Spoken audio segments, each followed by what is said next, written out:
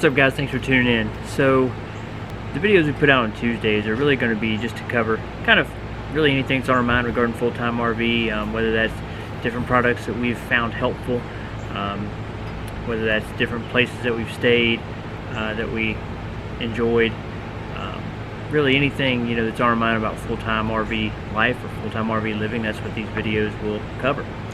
And if you guys have watched our past videos, you'll know kind of a place that we really like to stay, or places that we really like to stay, are the Army Corps of Engineer campgrounds. We first got introduced to those when we were still living in Florida. There was one local in Stewart where we lived, and it was played a big part in us being able to actually still have our full-time jobs and live full-time in the RV while we were still local and not traveling.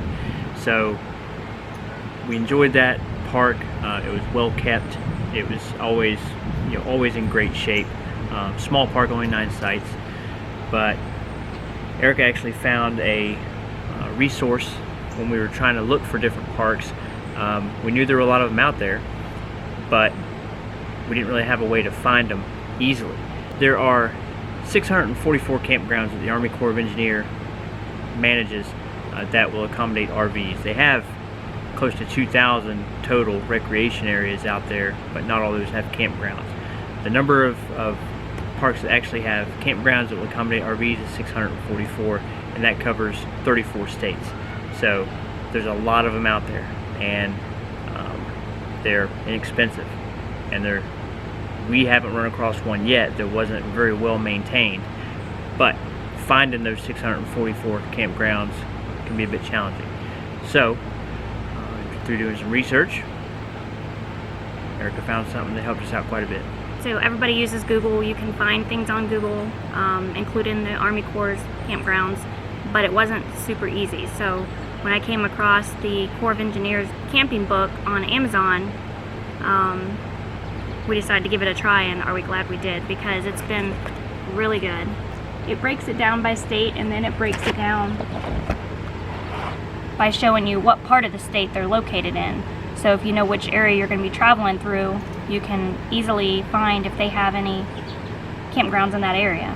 So that breaks it down, the different areas where the Army Corps operates, has a project that they're operating, and then once you pick which area, then it breaks it down into the different campgrounds that are in that area. So one of the ones, for example, in Kentucky is Barren River Lake, and that Army Corps project actually has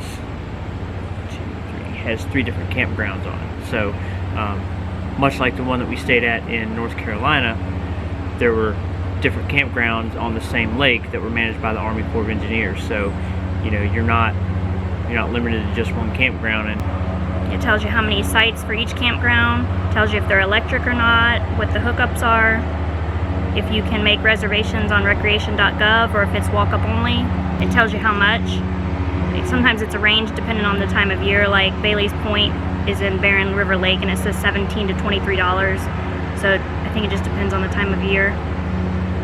Yeah, some of them do have different prices for kind of a peak season, but for the most part, they're pretty inexpensive. And if you have either the senior discount pass or the access pass for national parks, they accept those as well, and that'll get you half off these campsites, just like it does when you go to a national park.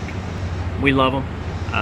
We stay at a lot of them, and that's, in fact, when we're looking at different areas that we're traveling, usually that's the first thing we'll look for. We'll pull a book out, see if there are any Army Corps properties that are along the way, on our route. And they're not always super convenient to get to.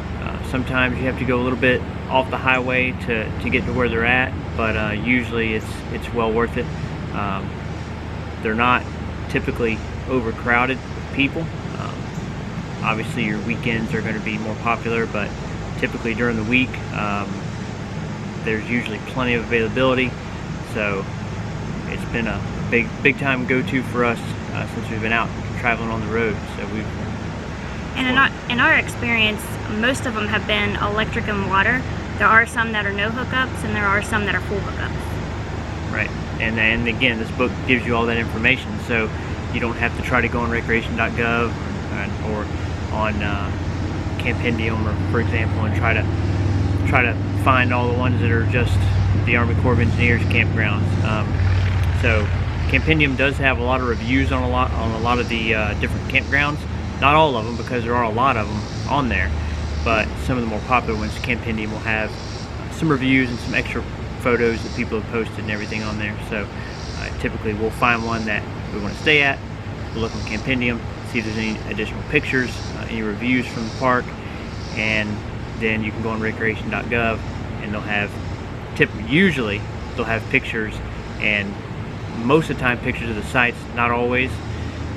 And if you saw our last video, as far as us backing up the hill, then you'll know that even sometimes seeing a picture of the site doesn't exactly give you the full scope of what it's like to back into some of them. But overall, very, very happy with these parks, and just wanted to kind of give you guys a resource to where you can take advantage of them as well.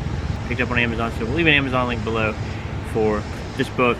And if you do any traveling, highly recommend picking it up. It'll make your life a lot easier when you're trying to find some of these campgrounds. For sure. That's it for now.